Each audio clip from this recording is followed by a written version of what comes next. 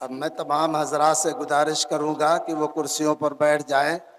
جس ذات گرامی کے لیے ہم نے اتنی سفر کی صعوبتیں برداشت کر لی ہیں، وہ وقت آ گیا ہے نہایت احترام کے ساتھ، نہایت توجہ کے ساتھ حضرت اقدس صدر جمعیت علماء ہند جانشین شیخ الاسلام، ہم سب کے دلوں کی دھڑکن حضرت مولانا سید ارشد مدنی دامت برکاتہم، ان کا یہ کرم ہے، احسان ہے اس علاقے پر کہ حضرت نے ہمیں تاریخ سے نوازا. اب دل کی گہرائیوں سے ہم حضرت کا شکر ادا کرتے ہیں اور امید کرتے ہیں کہ حضرت اپنے ناصحانہ کلمات سے ہمیں نوازیں گے، اور انشاءاللہ جو بھی ہدایت حضرت کی ہوگی یہ پورا مجمع اس پر عمل کرنے کے لیے تیار ہے. حضرت سے میری درخواست ہے کہ حضرت اپنے کلمات سے ہمیں محظوظ فرمائیں.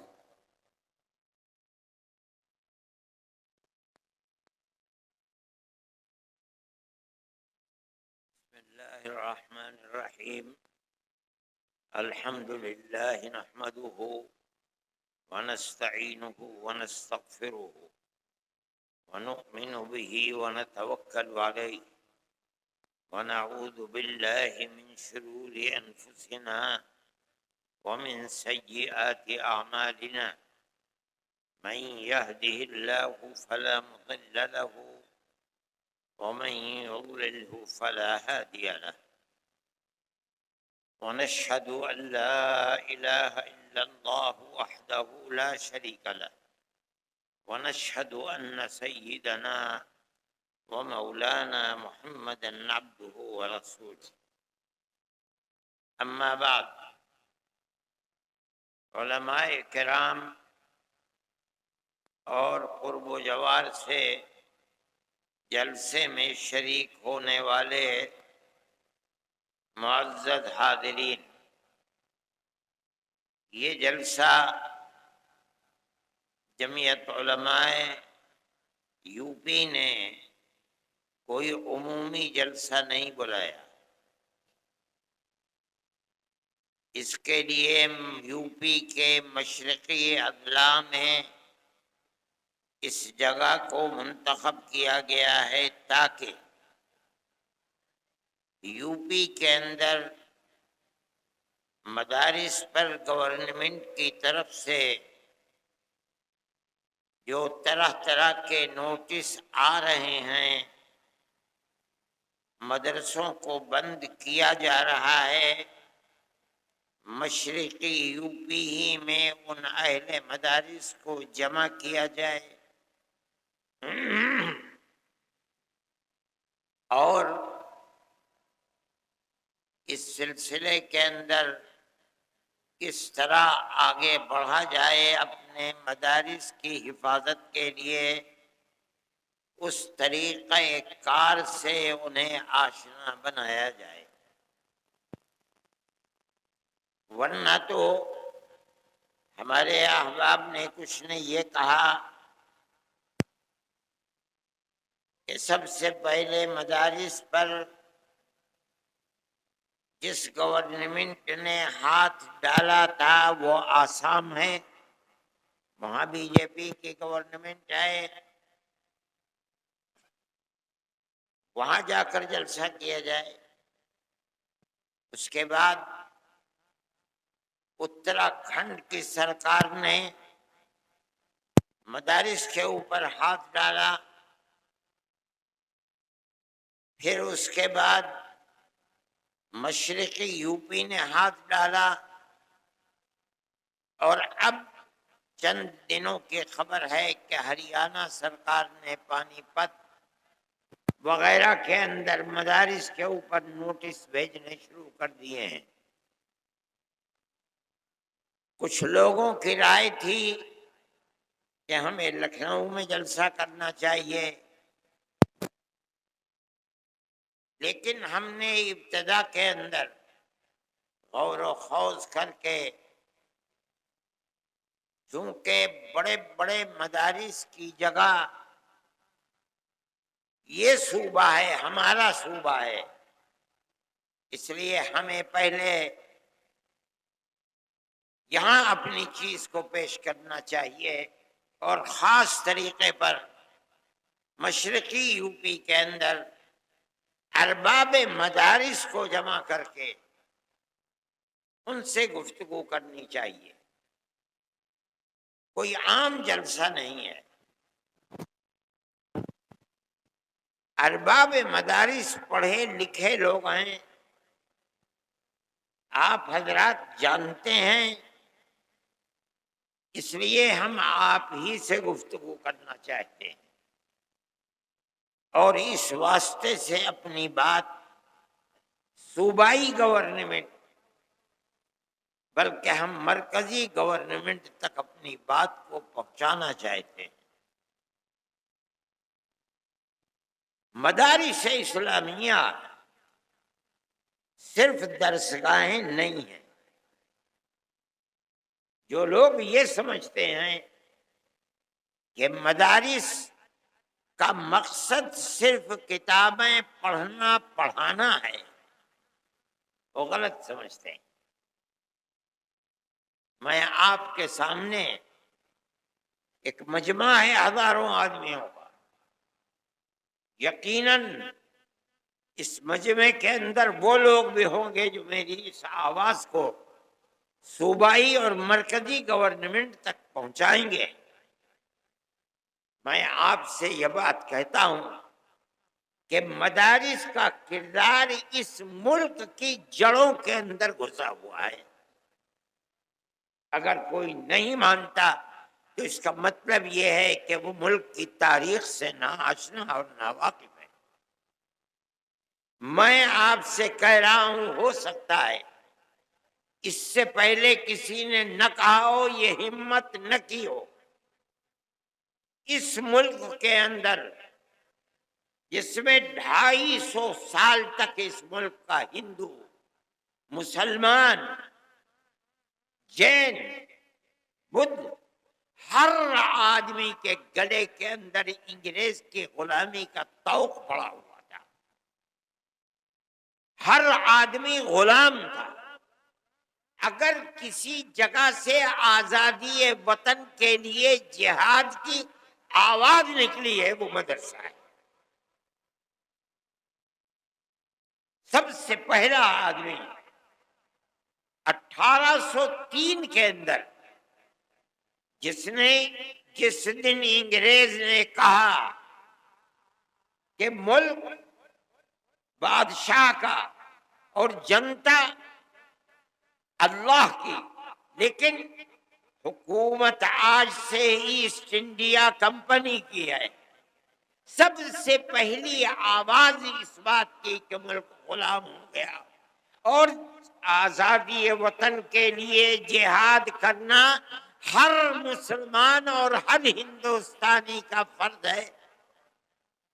ایک عالم دین کی آواز تھی جو حضرت شاہ ولی اللہ محدث دہلوی کے بیٹے اور ان کے بیٹوں میں سب سے زیادہ علم جن کے دماغ اور سینے کے اندر پیوستہ شاہ عبدالعزیز صاحب محدث دہلوی، ایک مدرسے کے اندر دلی میں جس کو لوگ ان کے دادا کے نام پر رحیمیہ مدرسہ کہتے ہیں، آج بھی وہ کلا محل کے اندر اس مدرسے کی باقیات موجود ہیں۔ اس مدرسے سے آواز نکلی تھی کہ ملک غلام ہو گیا، ہندو غلام ہے، مسلمان غلام ہے، اکثریت غلام ہے، اقلیت غلام ہے، ہمیں جہاد آزادی کرنا ہمارا مذہبی فریضہ ہے۔ مدرسے کا یہ کردار ہے۔ اس مدرسے کو لٹوا دیا گیا، نام و نشان مٹ گئے، لیکن شاہ عبدالعزیز صاحب کو زہر دے دیا گیا، دلی سے نکال دیا گیا، لیکن وہ ایسا مرد مجاہد تھا کہ سب کچھ برداشت کیا مگر اس سے پیچھے نہیں ہٹے۔ یہ ایک مدرسے سے نکلنے والی آزادی۔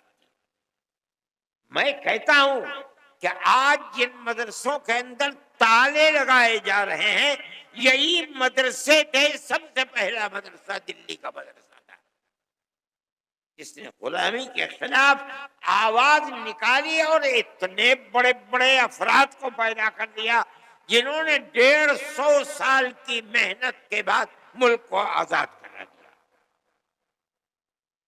کہتا ہوں میری سمجھ میں نہیں آتی، آج ان مدرسوں کو یہ کہا جائے کہ یہ دہشت گردی کا اڈا ہے، جو پڑھایا جا رہا ہے وہ دہشت گردی پڑھائی جا رہی ہے، اس کا مطلب ہے کہ وہ ایسے جاہل اور بے وقوف ہیں کہ انہیں ملک کی تاریخ کا کچھ پتہ نہیں ہے۔ پھر آپ دوسری جو سب سے بڑی چیز ہے وہ مساجد کے اوپر ہے، بلڈوزر چلائے جا رہے ہیں، جاہل ہیں، لوگ نہیں جانتے۔ حضرت شاہ عبدالعزیز صاحب نے مرکز مسجد کو بنایا تھا، اور ایک اپنے خاندان کے شاہ اسماعیل شہید اور ایک آپ کے قریب رائے بریلی کے حضرت مولانا علی میاں صاحب رحمۃ اللہ علیہ کے آباء و اجداد میں جو ان سے متعلق تھے شاہ عبدالعزیز سے، ان دونوں کو جہاد آزادی وطن کے لیے کھڑا کیا، لوگ نہیں جانتے، اور مرکز ایک مسجد کو بنایا دلی کے اندر، اس کا نام تھا اکبری مسجد، جس کو شاہ جہاں کی بیٹی اکبری بیگم نے اس مسجد کو تعمیر کیا تھا۔ اس مسجد کو سید اسماعیل شہید رحمت اللہ علیہ کی تحریک کے لیے مرکز بنایا گیا، وہ تحریک یہیں سے چلی ہے۔ ان مسجدوں کو کہا جاتا ہے کہ ان کے اندر تالے بند کرو، بلڈوزر سے ان مسجدوں کو گرا دو۔ ارے پاگل ہو، بے وقوف ہو، اگر تمہارے گردن کے اندر غلامی کا طوق پڑا ہوا تھا، تم غلام تھے انگریز کے، تمہارے اندر ہمت نہیں تھی کہ تم انگریز کے خلاف کچھ کہہ سکو، اگر آواز اٹھی ہے انہی مسجد اور انہی مدرسوں سے اٹھی ہے۔ آج لوگ نہیں جانتے، انگریز نے اس مسجد کو جو اکبری بیگم شاہ جہاں کی بیٹی کی بنائی ہوئی تھی، ان کی تحریک کے خلاف اس کو تہس نہس کر دیا، دفن کر دیا۔ وہ پارک ہے، ایڈورڈ پارک اس کا نام تھا، آج سبھاش اس کا نام ہے۔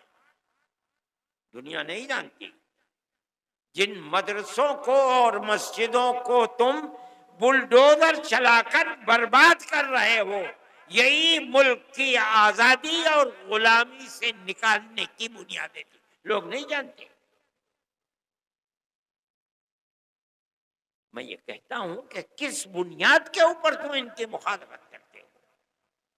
یہی مدرسے تھے کہ اس کے بعد جب تم نے ان مدرسوں کو برباد کرا دیا، انگریز نے برباد کیا، تحریک اپنی جگہ پر رہی، ختم نہیں ہوئی۔ حضرت شاہ اسماعیل شہید رحمت اللہ علیہ اور ان کے ساتھی آزادی وطن کے لیے صوبہ سرحد جو آزاد قبائل ہیں وہاں پہنچ گئے، جہاد کرتے رہے، یہاں تک کہ سن 1832 کے اندر وہ شہید ہو گئے جہاد کرتے کرتے، چھوڑ دیا لوگوں نے، تتر بتر ہو گئے، لیکن لوگ واپس آئے، اور آنے کے بعد سن 30-32 سے لے کر سن 57 تک اپنا کام کرتے رہے، یہاں تک کہ 1857 کے اندر انہوں نے پھر دوبارہ جہاد کو بلند کیا، جس کو انگریز نے غدر کا نام دیا۔ اس جہاد کے اندر تاریخ کو اٹھا کر دیکھو، آج مصیبت یہ ہے کہ مرکز سے لے کر صوبائی حکومت تک کوئی پڑھنے والا آدمی نہیں ہے، بڑے سے بڑا ان پڑھ آدمی بیٹھا ہوا ہے۔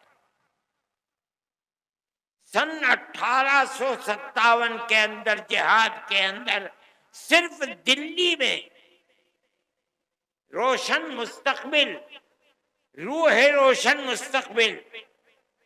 ان کتابوں کو اٹھا کر دیکھو، صرف دلی کے اندر 32,000 علماء کا قتل ہوا ہے.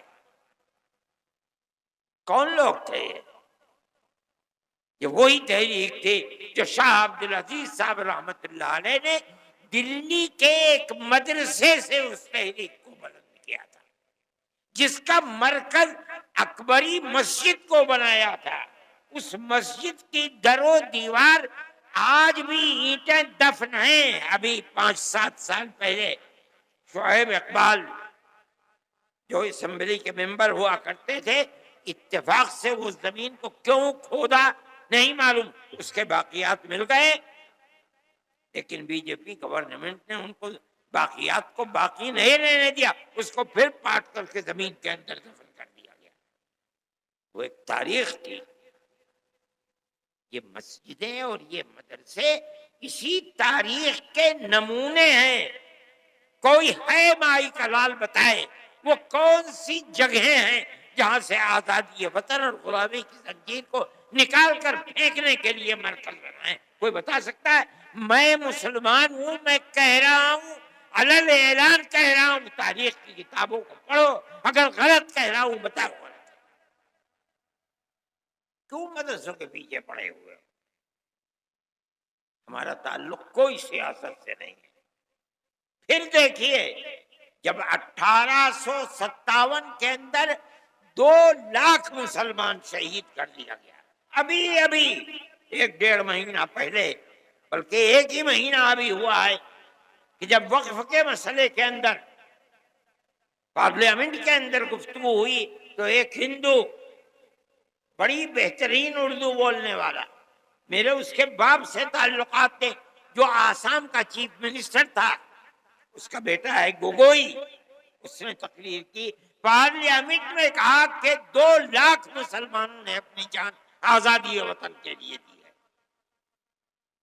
ان لوگوں کے نام لیے جنہوں نے آزادی وطن کے لیے اپنی جان کو قربان کیا ہے، اور یہ ایک حقیقت ہے. نتیجہ کیا ہوا اس کا؟ ملک آزاد ہوا. کیسے کیسے افراد پیدا کیے. دارالعلوم کی بنیاد اسی پر بنی ہے. جب 1857 میں خدا کی قدرت آزادی وطن کے لیے جو لوگ کھڑے ہوئے تھے انگریز کے خلاف، ان کے حق میں فیصلہ اللہ کا نہیں تھا، ناکام ہو گئے. بچے گھروں کے اندر، باپ شہید کر دیا گیا، کوئی نام لینے والا نہیں ہے، گھر میں کچھ نہیں ہے، بچے بھیک مانگنے کے لیے باہر ہیں، ماں اپنی عزت کو بچائے ہوئے گھر کے اندر بیٹھی ہوئی ہے. چرچ کے لوگ نکل رہے ہیں، ان بچوں کا ہاتھ پکڑ رہے ہیں، ہمیں دو بچے کو، ہم اسے مفت پڑھائیں گے، مفت لکھائیں گے، مفت کپڑے دیں گے پہننے کے لیے، پڑھا کر کے ملازمت دیں گے، کہ اپنے پیٹ کو بھی پالے گا، تمہارے پیٹ کو بھی پالے گا. اس صورتحال کو جب عام معافی کا اعلان ہوا اور ان مدرسوں کا بنیادی کردار رکھنے والے حضرت نانوتوی اور حضرت گنگوہی اور ان کی جماعت نے دیکھا، تو بیٹھ کر میں اس مدرسوں کے بنانے کا فیصلہ کیا. اور ٹھیک 9 سال کے بعد سن 1866 کے اندر دارالعلوم کی بنیاد ڈال دی. اس بنیاد کے بعد سب سے پہلی شخصیت جو سامنے آئی ہے وہ حضرت شیخ الہند رحمۃ اللہ علیہ کی شخصیت کہی جاتی ہے. ان کے شاگردوں کے شاگرد یہ لوگ ایسے تھے کہ جن کے رگو پے کے اندر خون تھا، اور وہ خون آزادی وطن کا تھا. وہاں سے پھر آزادی کی تحریک، چین سے نہیں بیٹھے. 2 مرتبہ شکست ہوئی. ایک مرتبہ تو وہ شکست ہوئی جس کے اندر شاہ عبدالعزیز صاحب کے 2 شاگرد تھے، اور ایک مرتبہ 1857 کی شکست، اس کے بعد انہوں نے دارالعلوم دیوبند کی بنیاد ڈالی۔ کس لیے؟ حضرت شیخ الہند رحمۃ اللہ علیہ فرمایا کرتے تھے کہ حضرت الاستاد حضرت نانوتوی رحمۃ اللہ علیہ نے جس لیے دارالعلوم کی بنیاد رکھے میں اسے جانتا ہوں۔ صرف کتابوں کا پڑھانا نہیں تھا، بلکہ غلامی کی زنجیروں کو توڑ کر پوری قوم ہند مسلم کی قوم کو زندہ و آزادی کے ساتھ ملک میں جینے کا حق دلانا تھا۔ یہی بنیاد تھی کہ وہ تنہا نہیں بیٹھے، انہوں نے اپنے شاگردوں کو لیا۔ دارالعلوم کی بنیاد جس مقصد کے لیے پڑی وہ یہ مقصد تھا۔ پھر ایک مدرسہ نہیں، اس مدرسے سے 50 سال کے اندر سن 66 سے لے کر تقریباً 80 سال کے اندر ہزاروں مدرسے ملک کے اندر بنا دیے گئے، یہاں تک کہ سن 47 کے اندر ملک آزاد ہو گیا۔ ان مدرسوں کی بنیاد کیا تھی؟ آزادی وطن بنیاد تھی، غلامی کی زنجیروں کو توڑنا تھا، یہی بنیاد تھی کہ حضرت شیخ الہند رحمۃ اللہ علیہ نے آخری سانس ملک کی آزادی کے لیے انہوں نے اور ان کے شاگردوں نے، مفتی کفایت اللہ صاحب، شاہجہاں پوری، حضرت مدنی، انور شاہ کشمیری، اور اس کے بعد ان کے شاگرد، یہاں تک کہ ملک سن 47 کے اندر آزاد ہو گیا۔ اور حضرت شیخ الہند رحمۃ اللہ علیہ کے اندر اللہ نے آزادی وطن کے لیے کتنی طاقت رکھی تھی اور کیسا جذبہ تھا، ایسے افراد دنیا کے اندر کب ملتے ہیں۔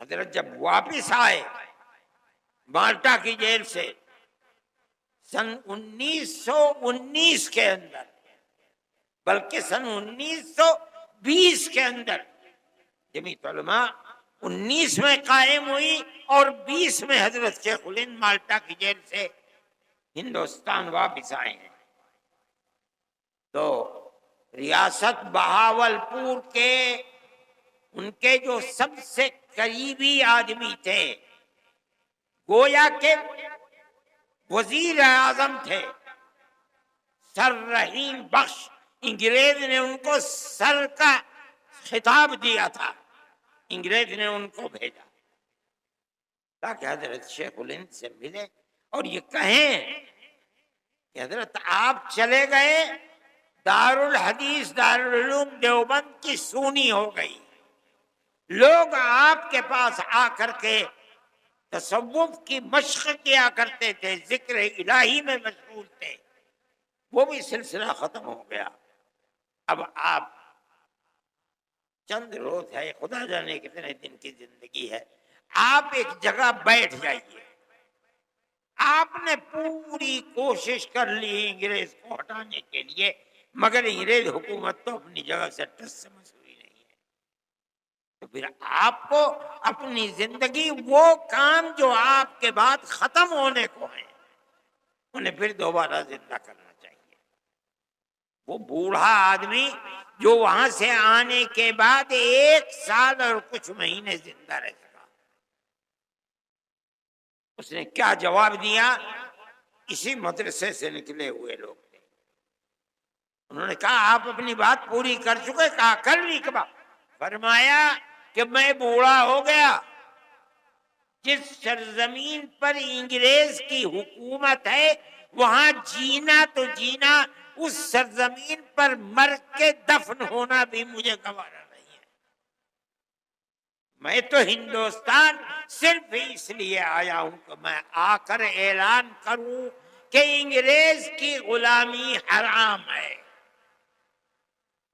میں بوڑھا ہو گیا، میرے پیروں میں چلنے کی طاقت نہ رہی اگر، تو میں اپنے شاگردوں سے کہوں گا کہ مجھے ایک چارپائی پر لٹا دیں اور اپنے کاندھوں پر لے کر ملک کے گاؤں گاؤں جائیں اور میں ہر گاؤں میں یہ اعلان کروں کہ انگریز کی غلامی حرام ہے۔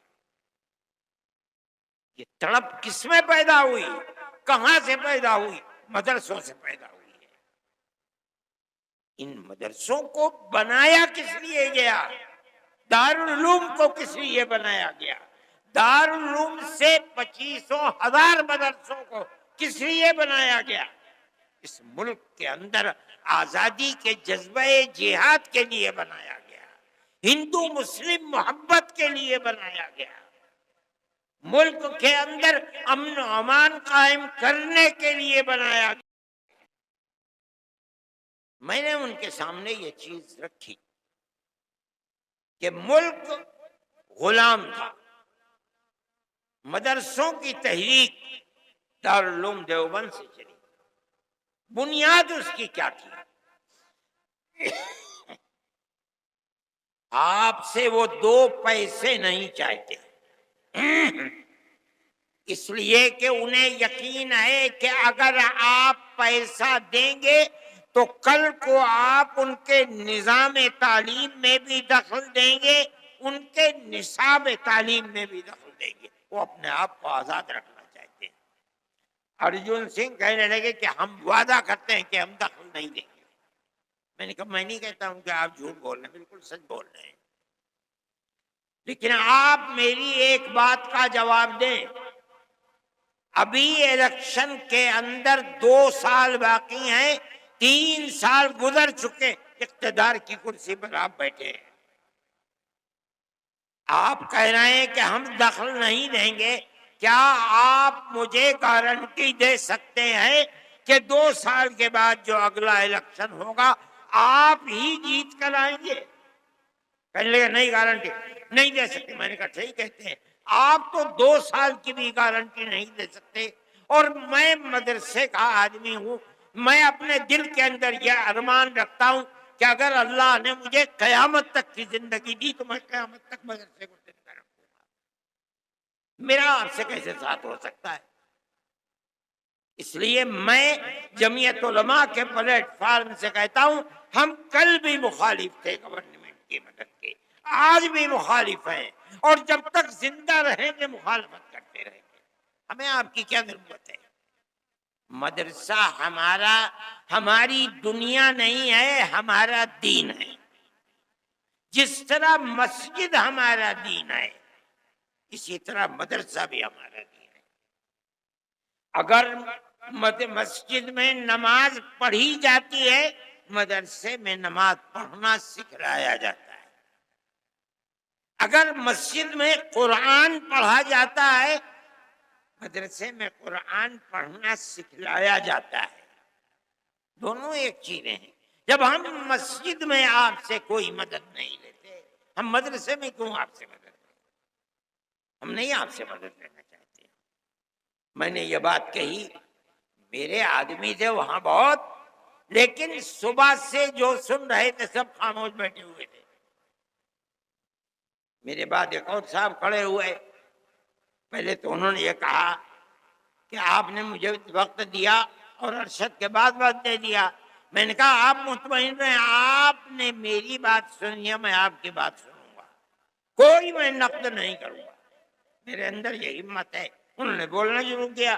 تھوڑی دیر کے بعد جیسے انہوں نے کہا کہ مدرسوں نے اپنے کردار کو ختم کر دیا، بس وہ تو سارے لوگ کھڑے ہو گئے اور نکالو اور مارو اور بھگا دو یہاں سے۔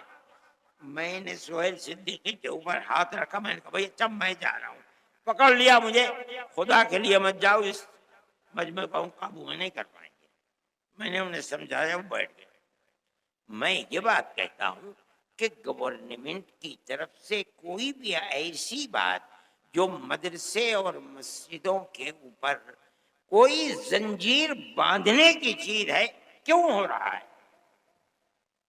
مدرسوں نے تو اس ملک کی آزادی کے لیے سب سے پہلی آواز مدرسوں نے اٹھائی ہے۔ وہ مسجد جس کو انگریز نے مکمل تباہ کر دیا، اکبری مسجد، کیا ہوا تھا وہاں؟ غلامی کی زنجیر کو توڑنے کی تحریک وہاں سے چلی۔ آج بھی اگر زمین کو کھودو گے ایڈورڈ پارک کی تو وہاں سے وہ ان کی دیواریں مل جائیں گی. آج انہی مسجدوں کے لیے یہ صورتحال چل رہی ہے. کیسے قابل قبول ہو سکتی ہے؟ ہم یہ سمجھتے ہیں کہ ملک کے اندر جو چیز جو ذہن پنپ رہا ہے وہ اس ملک کو تباہی کی طرف لے کر کے چل رہا ہے. ایک چیز نہیں ہے، مدرسے اور مسجدوں کا مسئلہ ہے. اسلام کے خلاف جو تحریکیں چل رہی ہیں وہ تحریکیں انتہائی بدترین تحریکیں ہیں. سب سے پہلا مسئلہ ہے طلاق. ہم اس کے اوپر خاموش رہے. ہم گورنمنٹ کے مقابلے میں نہیں آئے. ہم نے یہ سوچا کہ بھئی ایک چیز ہے، چلو جس کے دل کے اندر ایمان ہے وہ اسلام کے قانون پر عمل کرے گا. جو کورٹ میں جائے گا کورٹ اس کے لیے فیصلہ کرے گا. لیکن اس کے بعد اسلام کے نظام کو درہم برہم کرنے کے لیے آگے آ گئے. اتراکھنڈ کے اندر یہی صورتحال چل پڑی. پھر چلیے اتراکھنڈ کے اندر چل رہی تھی. مرکزی گورنمنٹ نے اس کے سلسلے میں تمام ادیان کو ملا کر کے ایک نیا دین بنانے کی بات کو شروع کر دیا. ہم اس کے مخالف تھے. دستور کے اندر جو ہندوستان کا دستور ہے، جمعیت علماء، ہمارے اکابر شیخ الہند مولانا ابوالکلام آزاد، مولانا حفیظ الرحمان صاحب، جو لوگ پارلیمنٹ کے اندر گھسے ہوئے تھے، اور جمعیت علماء برابر جیسے جیسے آزادی وطن کی چیز سامنے آ رہی تھی ہمیشہ عہد لیتی چلتی تھی، ہم سے وعدہ کرو کہ ملک آزاد ہوگا، جو گورنمنٹ بنے گی، جو دستور بنے گا وہ سیکولر دستور ہوگا. اور کانگریس ہم سے وعدہ کرتی چلتی تھی. میرے پاس تحریریں موجود ہیں کہ جن کے اندر موتی لال نہرو، جواہر لال نہرو، گاندھی جی، کانگریس کی ورکنگ کمیٹیوں کی تجاویز ہیں. وہ کہتے ہیں کہ ہم یقین دیتے ہیں کہ مسلمانوں کا مذہب، مسلمانوں کے اوقاف، مسلمانوں کی مسجدیں، مسلمانوں کے امام باڑے، ان کی زبان، ان کا کلچر، ایک لمبی فہرست، ہر چیز محفوظ رہے. ملک آزاد ہو گیا. آزاد ہونے کے بعد ملک کا دستور بنا. ایسے لوگ تھے جو یہ کہتے تھے کہ ملک آزاد ہوا، لیکن مسلمانوں نے اسلام اور رجواڑوں کی حکومت کی. مسلمان زندہ تھا اور اپنے مذہب کے ساتھ اس ملک میں زندہ تھا. کیرلا سے لے کر سندھ تک زندہ تھا. اس کے بعد بابر آئے اور دوسری لوگ وسط ایشیا سے آئے اور انہوں نے حکومتیں کر لی. مسلمان اپنے مذہب کے ساتھ زندہ تھا. بہادر شاہ ظفر آخری بادشاہ تھے، چلے گئے. اس کے بعد انگریز کی حکومت، مگر مسلمان اپنی آزادی مذہب کے ساتھ زندہ تھا. اس کے بعد یہ آئی حکومت. کانگریس کی حکومت کے اندر ایسا مسئلہ مسلمان کے ساتھ نہیں تھا. کانگریس کی حکومت ختم ہوئی. اب اس کے بعد یہ لگتا ہے کہ اس دستور کو بھی آگ لگا دی جائے گی اور مسلمان کو مذہب کے اعتبار سے نقصان پہنچایا جائے گا. میرے بھائی، ہم یہ سمجھتے ہیں کہ جب تک یہ دستور زندہ ہے آپ کو نہ کرنے کا کچھ حق ہے، اور ہم جائیں گے کورٹ میں. پہنچ گئے ہیں کورٹ کے اندر. فیصلہ کب آتا ہے کب نہیں ہوتا ہے ہمیں اس سے کوئی فکر نہیں. ہمارا ماننا یہ ہے کہ ملک کے اندر امن و امان رہ سکتا ہے تو اس کی صورت صرف یہی ہے کہ ملک کی ہر اقلیت اور اکثریت ایک دوسرے کے ساتھ مٹھی کی انگلیوں کی طرح سے جڑ کر رہے ہیں. جمعیت علماء اسی طرح زندہ رہتی ہے اور کام بھی اسی طریقے پر کرتی ہے.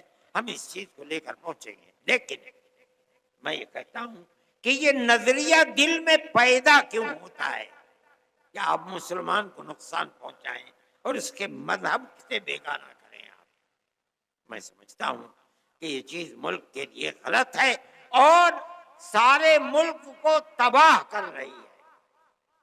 آپ اقلیت اور اکثریت کے اندر گھسیں، ماحول کے اندر کاروبار کو دیکھیں، اقتصادیات کو دیکھیں، امن و امان کو دیکھیں، ہر اعتبار سے ملک تباہ اور برباد ہوتا چلا جا رہا ہے.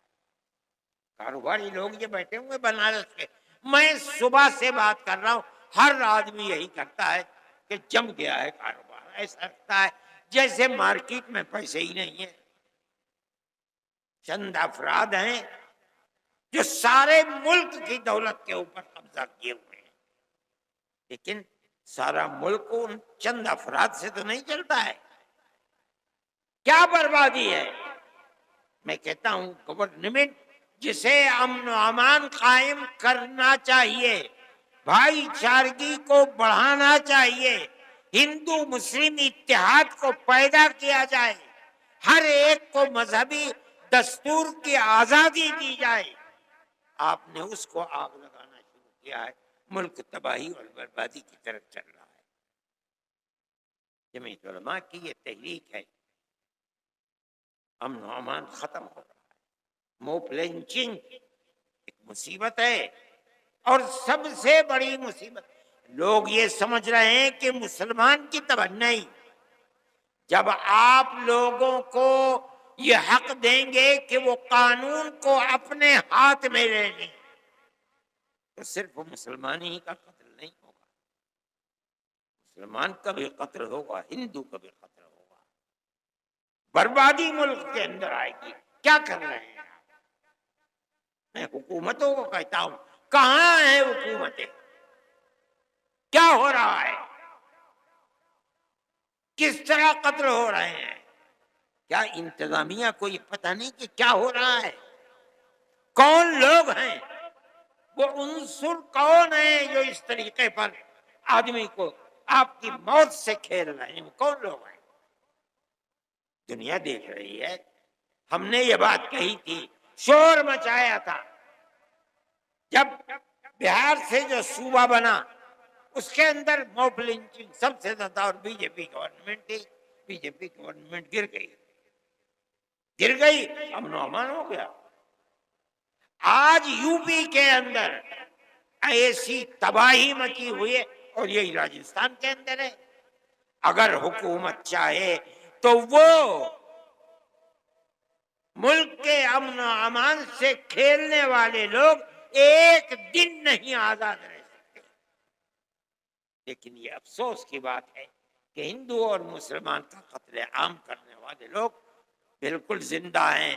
اگر گئے بھی جیل میں 2 4 5 10 دن کے لیے گئے اور اس کے بعد آزاد ہو کر کے پھر انہوں نے یہی شروع کر دیا. کس طرح ملک چلے گا؟ یہ بربادی کس طرح سے قبول کر لی جائے؟ میں یہ بات ارباب مدارس سے کر رہا ہوں تو انہیں اپنے مدارس کی حفاظت کے لیے کام کرنا چاہیے. حفاظت کس طرح سے ہوگی؟ ایک تو ہے حفاظت دستوری.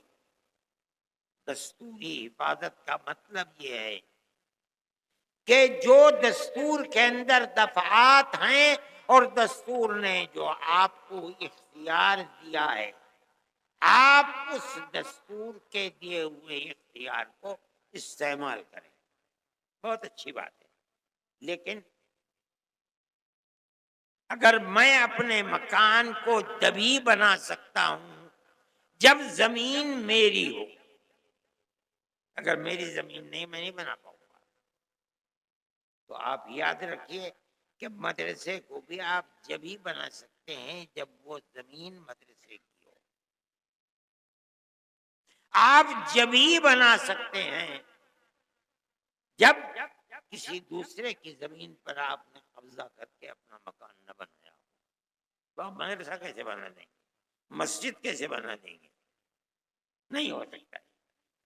دوسری بات، آپ جبھی بنا سکتے ہیں جب آپ نے میونسپلٹی سے، کارپوریشن سے، ضلع انتظامیہ سے اپنی زمین ثابت کر کے اس زمین کا نقشہ منظور کرایا. اگر نہیں ہے آپ اسے نہیں بنا سکتے. یہ ایک مصیبت ہے، اور میں سمجھتا ہوں کہ یہ بھائی چارگی تھی. بے شمار جگہیں ایسی ہیں کہ اگر اکثریت وہاں مندر بنانا چاہتی ہے کسی اجازت کی ضرورت نہیں. مسلمان اگر مسجد بنانا چاہتا ہے کسی اجازت کی ضرورت نہیں. میں دیوبند کو جانتا ہوں، کسی اجازت کی ضرورت نہیں کی. لیکن بی جے پی گورنمنٹ کے اندر اور کہیں آئی نہ آئی، لیکن مسجد اور مدرسوں کے اوپر یہ آفت آ گئی. آپ کی گورنمنٹ جو ہندوستان کے اندر ملک کی آزادی سے پہلے اور ملک کی آزادی کے بعد، میں دارالعلوم دیوبند کو کہتا ہوں، دارالعلوم دیوبند کا جو کردار ملک کو غلامی سے نکال کر آزادی کے لیے تھا، وہ کردار ساری دنیا میں شہرت پکڑے ہوئے ہیں. کبھی دارالعلوم کی کسی عمارت کے لیے کبھی اجازت کی ضرورت ہی نہیں ہے. دارالعلوم والے جانتے ہی نہیں تھے بھائی کس چیز کی اجازت. کوئی گورنمنٹ ہو، گورنمنٹ دارالعلوم سے کبھی یہ نہیں کہتی تھی کہ تم اس کی منظوری دو، اور کبھی منظوری نہیں گئی. اتنا بڑا دارالعلوم 100 سال سے زیادہ وقت گزر گیا اس کو، بلکہ 150 سال کے قریب، کبھی کسی چیز کی اجازت نہیں لینی پڑی اس کو. اس گورنمنٹ نے آ کر دے دیا اور اس کے اوپر قدغن لگ گئی. 6 سال سے ایک اینٹ دارالعلوم کی رکھی نہیں گئی ہے. دارالعلوم نے ان سے پوچھا کیا بات ہے، کہا کہ اجازت نہیں ہے. دارالعلوم نے اپنے اس کردار کی بنیاد پر ان سے کہا ہو سکتا ہے کہ گورنمنٹ کا بھی اس کے اندر دخل ہو کہ بھائی نہیں ہے، ہم آپ سے کہتے ہیں آپ ہمارے اوپر جو جرمانہ چاہے لگا دیجیے. انہوں نے جرمانہ لگایا 1 کروڑ 1.5 کروڑ سے زیادہ کا. دارالعلوم نے 25 لاکھ اس میں جمع کیے، 25 لاکھ یا 20 لاکھ. باقی اور کے بارے میں اختلاف ہو گیا. وہ کہتے تھے 60 کروڑ روپیہ دینا پڑے گا.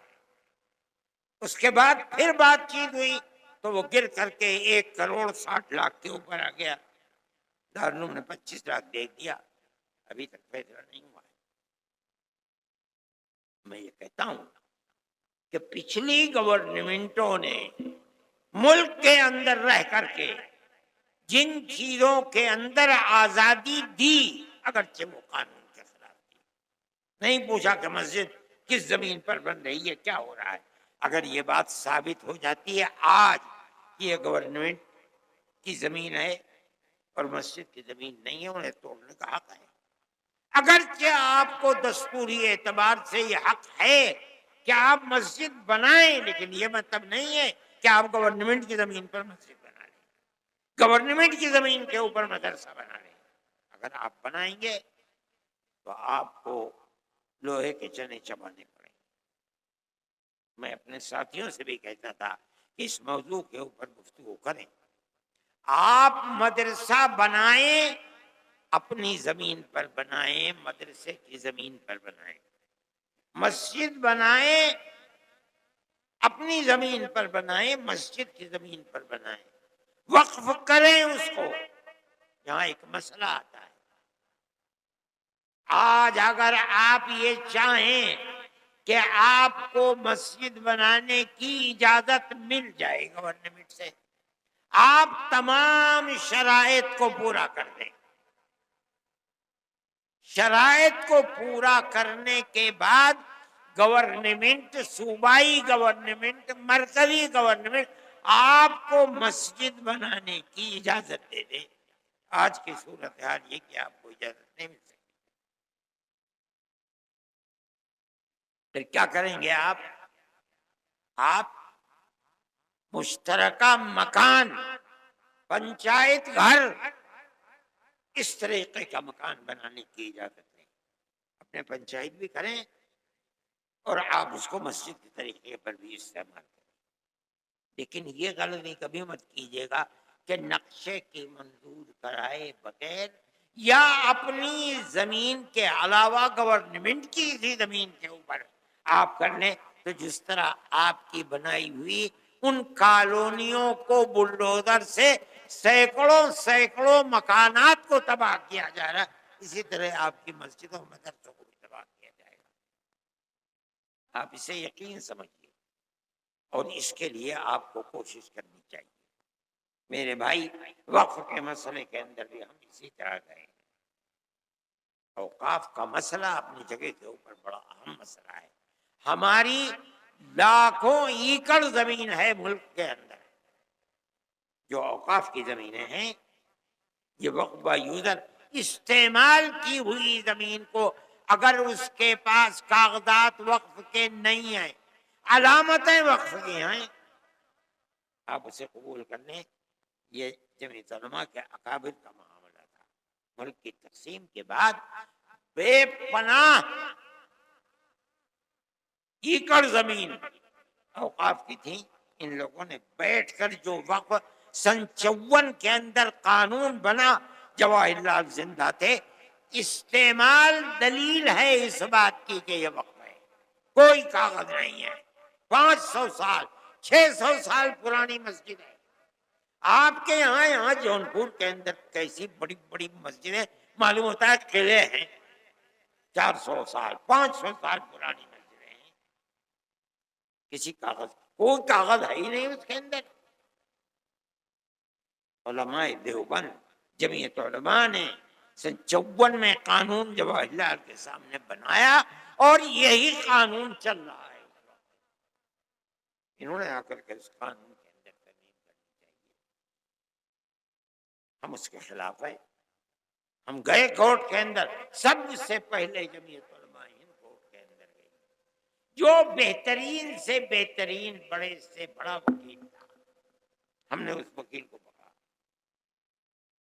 اور میں یہ بات کہتا ہوں، وہ نہیں ہے یہاں، میں کبھی اگر گیا تو میں ان کا شکریہ بھی ادا کروں گا۔ وہ وکیل جو 15 لاکھ مجھ سے صاحب کہہ رہے تھے کہ انہیں کچھ مشورہ لینا تھا، انہوں نے کہا میرے پاس تو وقت نہیں ہے، اگر آپ کو مشورہ لینا، میں جا رہا ہوں فلاں صاحب کے پاس ملنے کے لیے، آپ گاڑی میں بیٹھ جائیے۔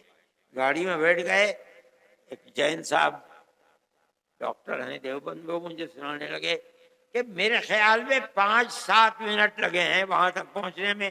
انہوں نے مشورہ دے دیا اور ان سے پوچھا کہ میں کیا پیش کروں، فرمایا 10 لاکھ روپے دے دو۔ 5-7 منٹ کی گفتگو میں کہا کہ میرا اسٹین ہوا، اس کو دے دو 10 لاکھ روپے، اور 10 لاکھ روپے انہوں نے دے دیے۔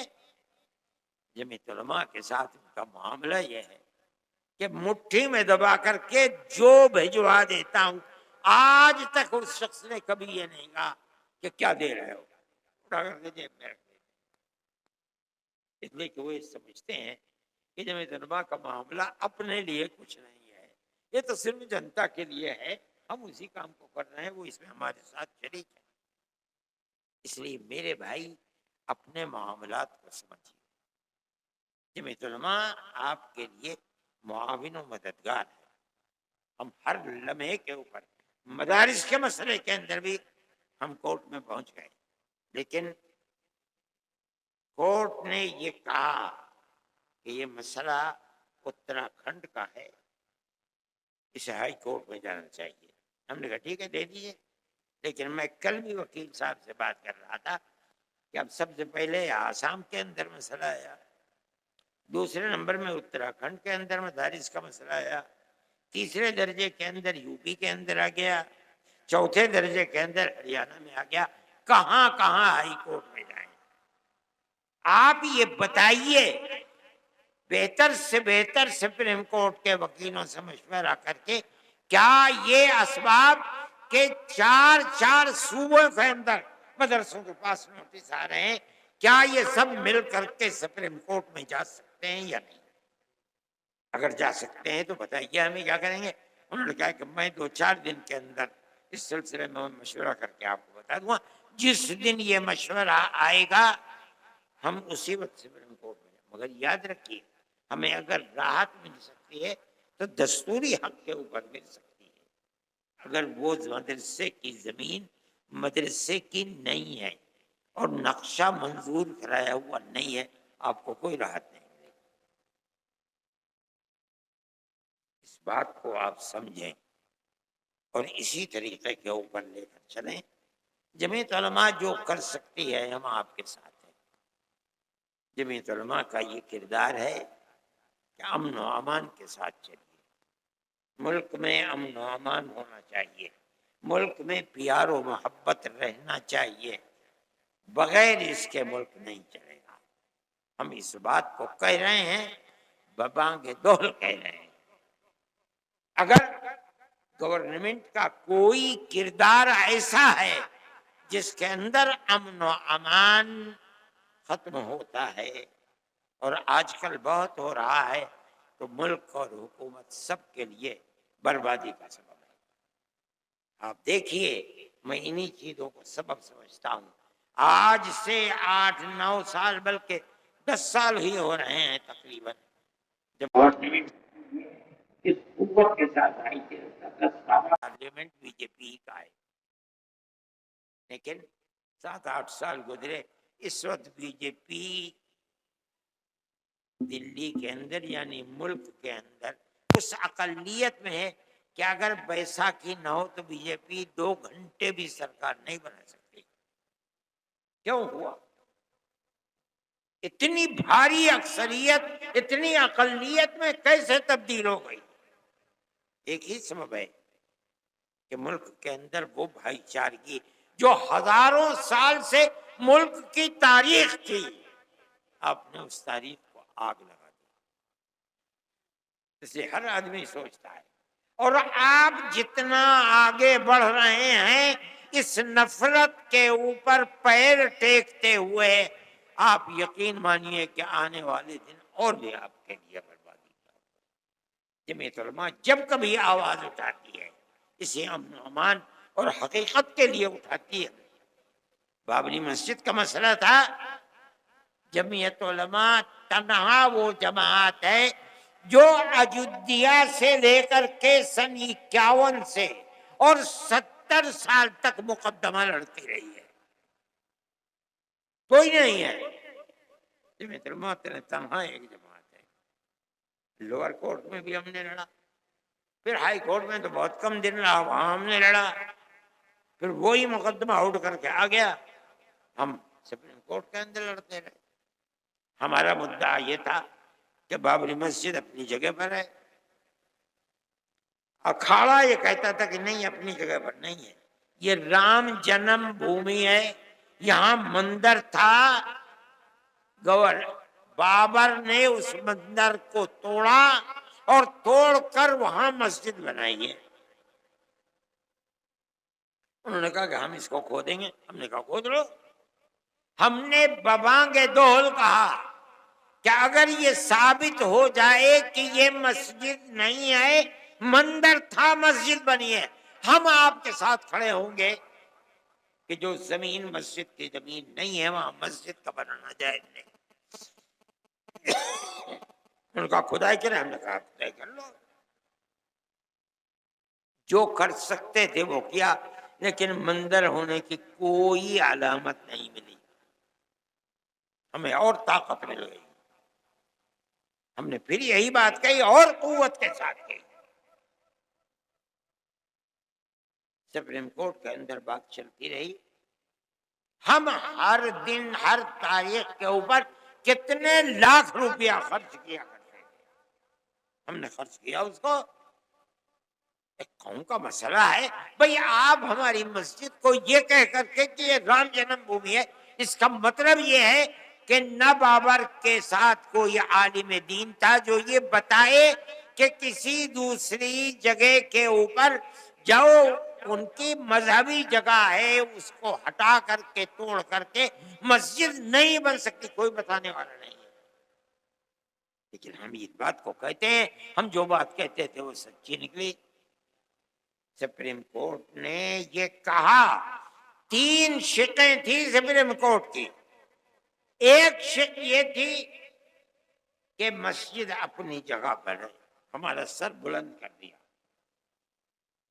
اکھاڑا جھوٹ بولتا ہے، وہ کہتا ہے کہ مسجد اپنی جگہ نہیں ہے، یہ رام جنم بھومی تھی، مندر کو توڑ کر کے بابر نے مسجد سپریم کورٹ میں غلط ہے۔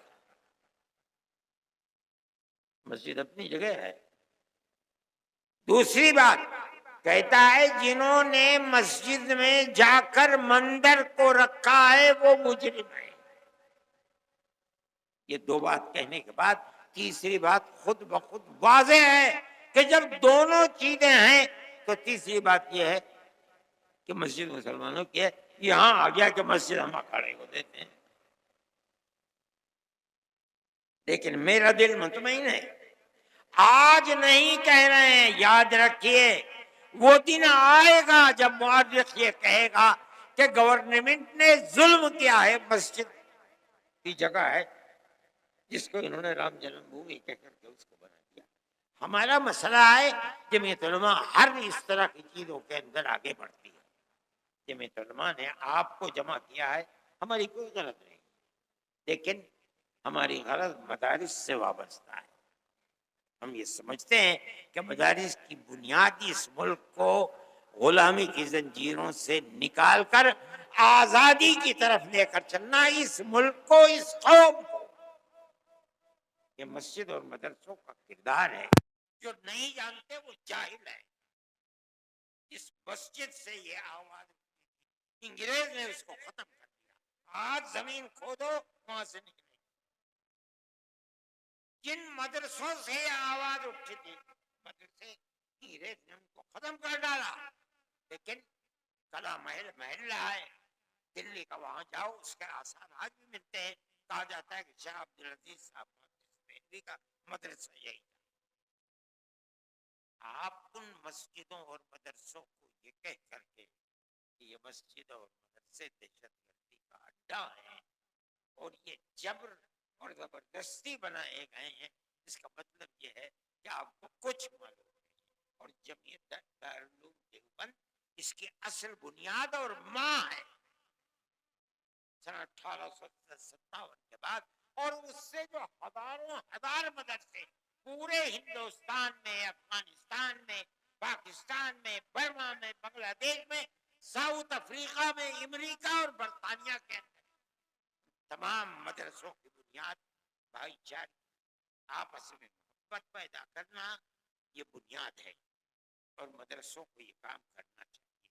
میں یہ کہتا ہوں کہ آپ مدرسے بنائیے، ان کے لیے طریقے نکالیے، اجازت لیجیے، اور ہم گورنمنٹ سے یہ بات کہیں گے،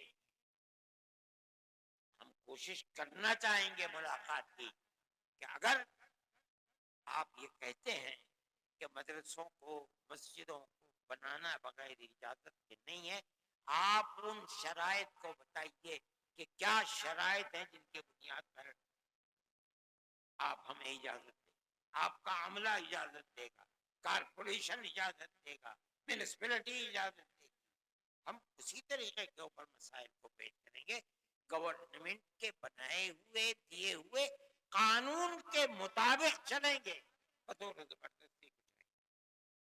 ہمیں توقع ہے کہ گورنمنٹ اس سلسلے میں ہمارے ساتھ معاملہ کرے گی اور صحیح طریقے کے اوپر ہمارے مسجد اور مدرسوں کے کام کو آگے بڑھائے گی۔ آپ حضرات سے میں نے یہی بات کہی ہے کہ آپ خوب سوچ سمجھ کر کیجیے۔ اگر کوئی کمزوری ہے، قانونی اعتبار سے بہتر وکیل کر کے آپ اس کمزوری کو دور کیجیے۔ آمدنی کے اندر بالکل صاف اور ستھری آمدنی کے طریقے کو حساب بنائیے اور ہر سال اس کو آڈٹ کرائیے۔ اگر آپ یہ سب چیزیں کریں گے تو آپ اپنے مدرسوں کو زندہ رکھ سکیں گے، اور ہماری دعا یہ ہے کہ مدرسے بھی زندہ رہیں اور مسجدیں بھی زندہ رہیں۔ اللہ تعالی ہمارے اس ملک کے اندر پیار و محبت، جس طرح ہماری پرانی تاریخ ہے، اس پیار و محبت کو زندہ و جاوید رکھے۔ ہم اس پیار و محبت کو اس ملک کے اندر ساری دنیا کے اندر ضروری سمجھتے ہیں، اس لیے کہ یہ مذہبی مسئلہ ہے۔ نبی کریم علیہ السلام نے دنیا کے اندر پیار و محبت کا پیغام دیا، اور اسلام اسی وجہ سے جنگل کی آگ کی طرح پھیلا ہے۔ اگر وہ دشمن اور نفرت کو جنم دیتے اور اسلام اس کو سامنے رکھتا تو اسلام 5 دن بھی زندہ نہیں رہ سکتا تھا۔ اس لیے میرے بھائی، پیار و محبت کو مذہب اور اللہ اور اس کے رسول کی تعلیم سمجھ کر کے آپ اس کو مضبوط کیجئے۔ اللہ آپ کو قائم و دائم رکھے، ہمارے ملک کو قائم و دائم رکھے، امن و امان کی فضا قائم رکھے، ہندو اور مسلمان سب پیار و محبت کے ساتھ رہیں اور پیار و محبت کے ساتھ زندہ رہیں۔ وآخر دعوانا ان الحمد للہ رب العالمین۔ میں نے تو دعا کر دی ہے، اللہم انا نشہدک انت اللہ لا الہ الا انت انت الاحد الصمد الذي لم يلد ولم يولد ولم يكن له كفوا احد۔ اللهم صل على سيدنا عبدك ورسولك محمد النبي الأمي وعلى آله وأصحابه وأهل بيته وبارك وسلم كما تحب وترضى عدد ما تحب وترضى۔ اے اللہ، اس اجتماع کو کامیاب و کامران فرما۔ جمعیت علماء اتر پردیش کے صدر اور ورکنگ کمیٹی